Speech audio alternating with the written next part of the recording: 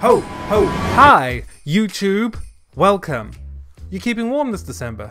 Don't answer that. You know, usually I would give you a chance to answer, but we just don't have time. There's so much we need to talk about. Let's talk Christmas, traveling, and why we feel so guilty when the Salvation Army advert comes on TV. Alphabet videos. G is for Gatwick Airport. Let's go!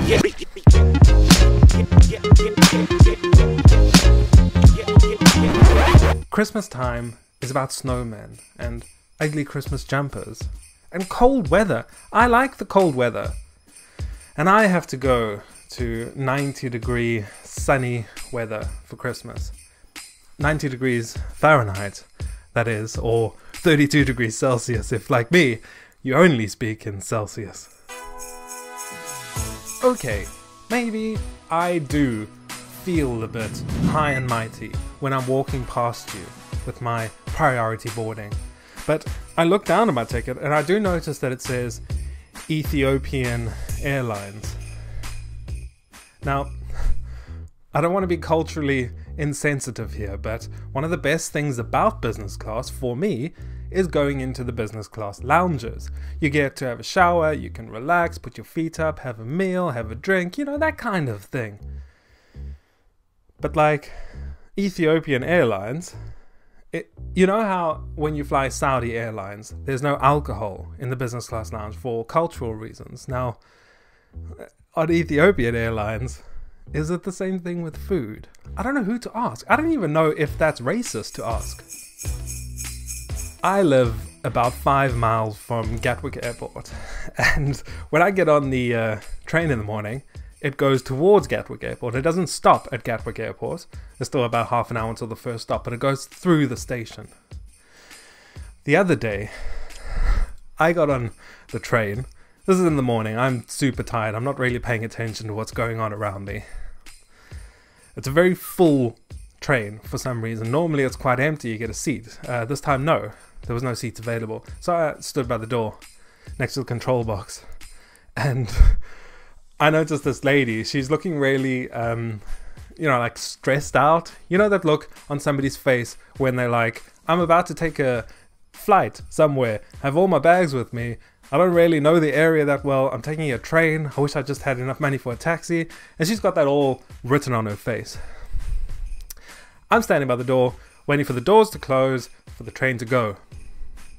She, at this point, about 12 seconds in to me boarding the train, realized she was supposed to get off at this station because this is the last station before Gatwick, and if she takes it all the way to the next station, she is going to miss her flight. So this panic overwhelms her. She grabs her two massive suitcases. I don't know why she's got two massive suitcases for one person, but she grabs her two massive suitcases, pushing past people. Excuse me, trying to get off. Please, hold the doors, hold the doors. I'm watching it. I'm half asleep. And she gets to the door, pushes the button, but the doors are locked, and the train starts moving.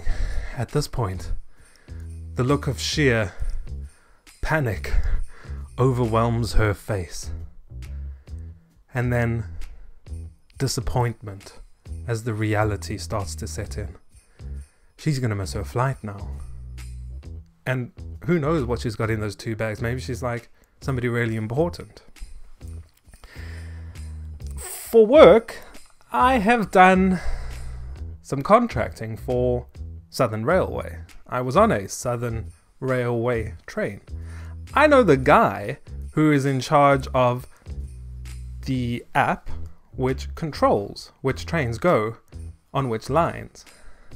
And I don't mean to sound high and mighty here, but I beat him at a game of pool. Okay, that doesn't sound that high and mighty. He's a really, really good pool player. He plays professionally or something. There was this tournament. It's not important, but there was this tournament and we were up against each other. I didn't really have a chance of winning, and yet by some fluke, I beat him and kicked him out of the tournament, and we sort of have a joke about it. That's irrelevant. Don't remember that. It's not part of the story. Anyway, I know that I am on a train that he is controlling and he's working. So I figure it's Christmas time. Why don't I just try and be a nice person, see if I can do anything? So I don't speak to her, obviously, because this is all just experimental at this point. But I phone him up and I say, Anton, his name's Anton. He's not South African. You'd think that's why we were bonding, but no, he's not South African. Anton, how are you doing, buddy? Are you recovered yet from that that beating you took? We always joke back and forth like this. That's irrelevant. Small talk aside, I say, because I look at the control panel, I know which train I'm on. So I say to him, Anton, I'm on the Bravo Echo 728, southbound towards London Bridge. And he goes, okay, that's a weird way to start a conversation, but sure, I mean, there I can see your train. How can I help you? I'll say, there's this lady, and I try and lower my voice so she doesn't hear me. She's going to miss her flight, and we're going through the Gatwick terminal. Do you think you could make an unscheduled stop? Just like, stop for 1 minute, open up the doors on carriage 7, I see that's one we're on, let her off. He says to me, obviously, well, I can't do that, but I could phone the driver and ask him if he'd be okay doing it.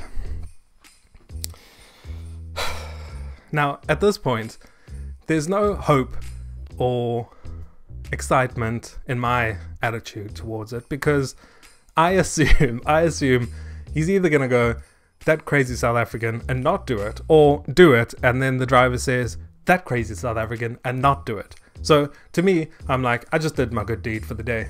But as I hang up the phone, I realize that even though I was in my own little bubble on the conversation, everybody else sort of was in that bubble as well without me knowing. And the lady's looking at me with pleading, puppy dog eyes. As if I could do anything. I can't do anything. She heard the whole conversation. I literally had nothing to do with it. But anyway, I tell her, he said he's going to phone me back. And I don't know if he's going to be able to do it. Probably not. Don't get your hopes up, but like, he'll let me know. We are heading into Gatwick, and we're about a minute out. My phone rings, and it's Anton. Now, at this point, it's important for me to tell you that I have like an hour-and-a-half journey into work. It takes me a long time every morning, and I get so bored. Like, there's nothing to do. You just have to sit on the train and do nothing. I get so bored. So, I don't know Anton. In fact, there wasn't an Anton. I've never worked for Southern Railway. I sort of made my phone ring because it's jailbroken and I can do that. I pretended I was getting the call from Anton. There wasn't an Anton and there wasn't a call. So at this point, I was thinking, like, before I started it, I didn't think it through very well, but I was thinking I'd get to this point and then just fake some disappointment on my face and go, oh no, Anton. I understand though. I completely understand.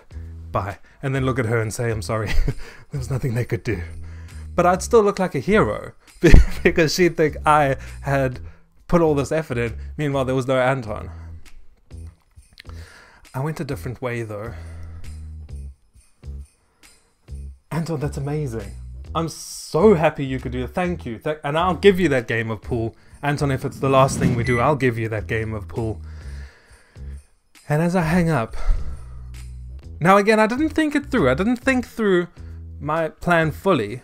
But if I were to think back now, I'd say my thought was, yeah, I could have let her down gently and left it there. But I was still so bored. And I just wanted to feel the feeling of her going from complete and utter shattering disappointment of missing her flight to the hope that she could still make that flight because an angel has flown in. And then the confusion as the train slows down because it goes through a station at a specific speed limit.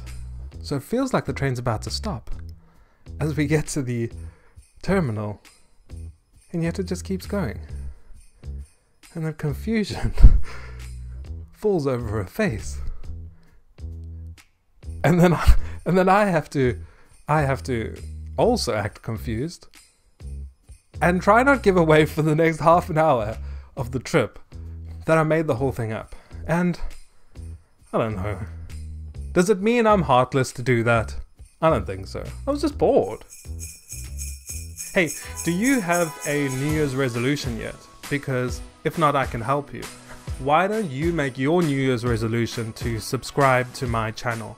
Like, you can do it now, and then you have the entire year off to do whatever you want. It's like I'm taking that responsibility away from you. I'm not taking it. No. I'm offering my services to have you hand it over. There's no forceful taking. You're welcome to make your own New Year's resolutions. But I'm just saying, if you don't have one yet, I mean, it's off to a bad start. You should have planned this already.